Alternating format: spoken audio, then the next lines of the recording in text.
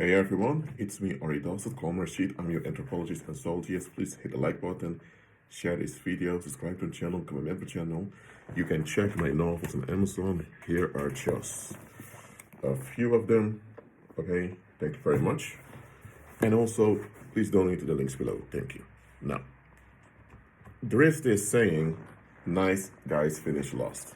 It has to do with sexual preferences in which in popular culture they claim that men who are often kind and of good quality are often not appreciated, overlooked by women of their own age. And that the women first waste themselves years with wrong men, and then when women are fully damaged, you go to the guys who actually have it all together.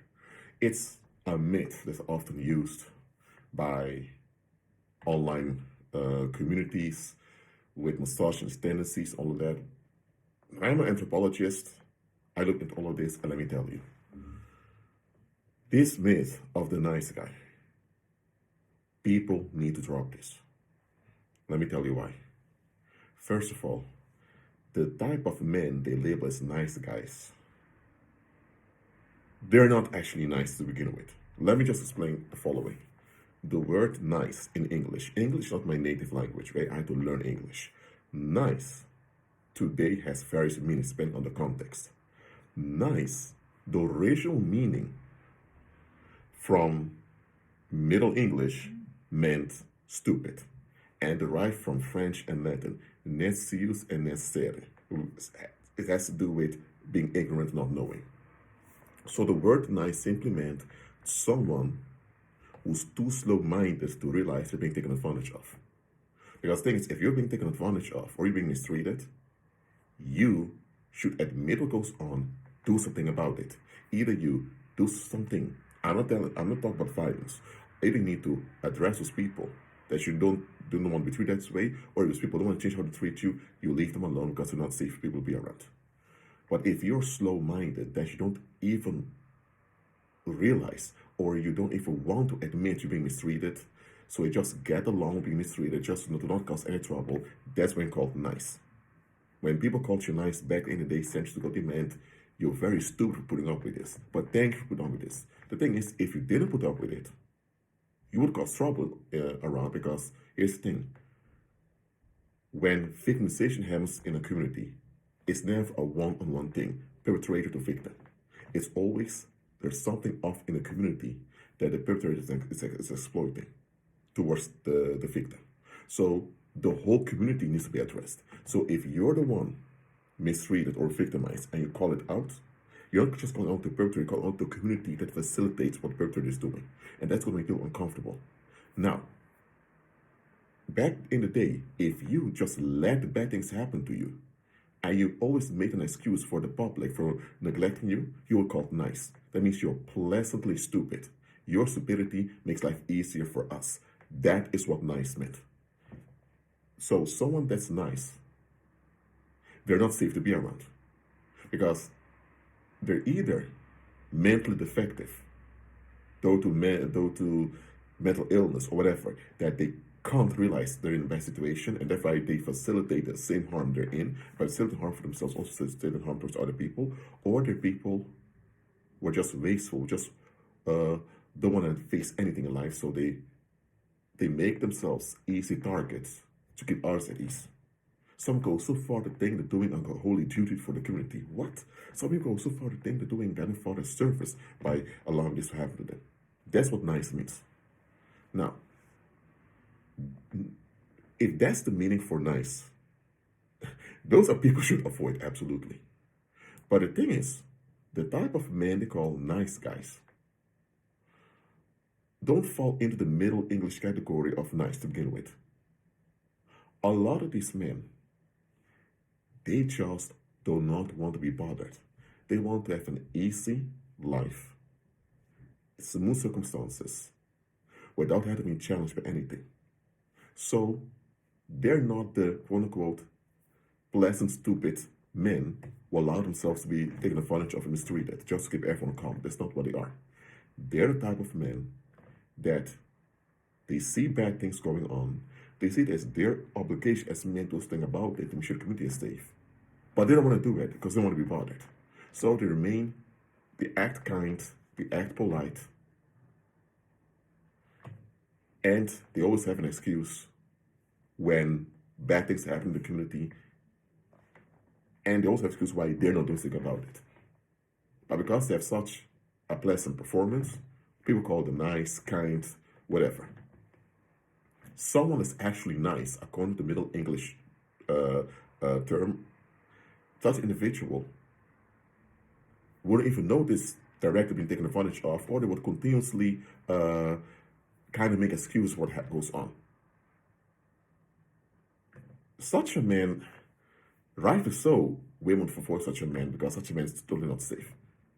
But such men, if you force them to see what goes on, they'll may have a mental breakdown, but eventually the nice phase is over.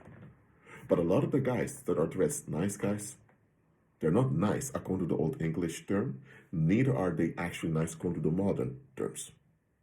Modern meaning of the word nice. They are simply wasteful. They're wasteful with a pleasant performance. And the guy they call bad boys are often men who've been neglected by the community, and men who have to kind of do things by themselves. Now, those men often, not all of them, they at least admit the situation they're in and don't make excuses, but they also know they can't make other people behave better towards them. They can't change other people for the better. So they now, not all of them, they adapt a struggle identity in which they build a story for themselves to cope with what they're going through. Now, this is not a good idea. You have to face what you're going through, admit it, and quit it. Quit it means you need to leave the situation and admit you've been damaged by it, go to therapy and counseling, whatever you need to improve, and then you move on. But you have men who become defective coping with a bad situation. At least they have made the bad situation in. So you may think, why sometimes women prefer to go to men like that than to go for a man, as I mentioned before, that sees bad things happening, they want to stay out of it, and have a smooth, easy performance on a daily basis. Well, guess what? When shit hits the fan, I'm not going to choose my language. When shit hits the fan, things really go down in a community. Who can this woman go to for safety? Can it go for safety to the men who, what they call nice guys, who always want to be left alone, want to have a smooth, easy life? Also they also make excuses to talk things right in society is wrong? Would just let bad things happen? Or would they be safe with a guy who admits bad things happening and they already have experience coping with it and they're willing to take matters in their own hands when necessary? Now, I'm not advocating matters in your own hands. I'm not doing that one. I'm saying someone that's ready to take matters in their own hands when there's actual danger, you're safer with that individual than with someone who always makes excuses for society. So instinctively, the quote-unquote nice guy, who's actually a wasteful man, it turns women off. That doesn't mean that the bad boy is the best option. Hell no. But at least the bad boy has a sense of reality. Okay, this is fucked up. This is wrong. I need to think about this. What can I do about it? Now, some of these men who are labeled bad boys, they end up getting into criminality. They end up being locked up, incarcerated, all of that. So I'm not here defending or justifying the bad boy category. I'm just saying the men often are labeled in this category bad boy. They have the instinctive sense, okay, something's off. What do we do about this? The quote-unquote nice guy, even though the attitude is similar to the Middle English term, which means pleasantly stupid, they're not pleasantly stupid. As a matter of fact, their attitude isn't pleasant at all because they're willfully ignorant, allowing bad things to happen. That's one point out there. So the whole myth of nice guys finish lost. The thing is, if these men actually stood up for their communities, managed things collectively together, the women would be around them for protection and guidance almost all the time. But how are you going to be neglectful and wasteful towards your community, but you expect to be rewarded and honored for it? You can't do that. Now, the quote-unquote bad boy is defective, dysfunctional, And he even gets more dysfunctional thinking that his attitude is okay because a lot of these women give him attention all the time. And a lot of these women eventually outgrow the quote-unquote bad boy or whatever, or the bad guy, whatever. And the guys are left either having to pay child support or they end up in prison on false charges or whatever. So both the nice guy and the bad guy are both dysfunctional. They're both defective. One is wastefully defective, the other one is effective, at least with a sense of reality in it.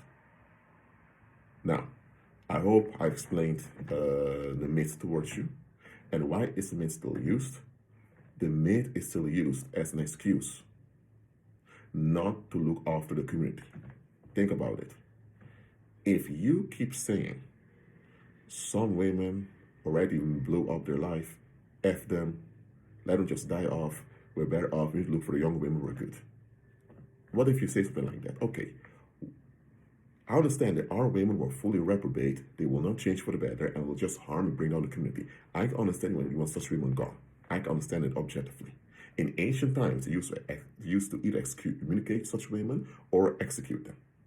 Now, we're not going to do execution. Not only is it against the laws of the land today, but also we have better ways to deal with such situations. We just excommunicate them and ban them from the community as extreme measure necessary. Or if they really become criminal, you can incarcerate them.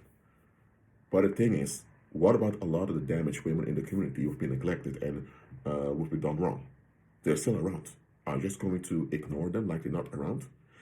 I mean, if you have a group of women, which is quite a lot, who are in the 30s, 40s, whatever, and above, and they're totally ignored, and a lot of them may go to the younger females.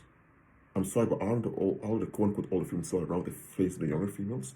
So wouldn't it be better to just realize, you know what? We need to find a way to deal with our communities in a healthy and constructive way. Just something to think about. Look, when men are defective and causing harm, we need to address it, as I did on the channel. When women are defective from the community, absolutely need to address it too. We need to address both, and it means it's up to us to invest better in our communities, especially as believers who follow the Heavenly Father. This whole idea of I want to be left alone, only give me the right people that suit me, that's narcissistic. Now, don't get me wrong. You should have safe, sane people around you for your own well-being. I'm not talking about that. I'm talking about people who only want comfort at all costs and only want people around them to verify and enable this comfort. That's what I'm talking about. We have to let go of that attitude because we won't get anywhere collectively if we still behave in such a narcissistic, egocentric way. Anyway, I hope this video bless you. Keep dreaming Christ, and remember, share the video, subscribe to the channel, hit the like button, donate the links below, check my novels on Amazon, and I'll see you in my next live stream. Shalom.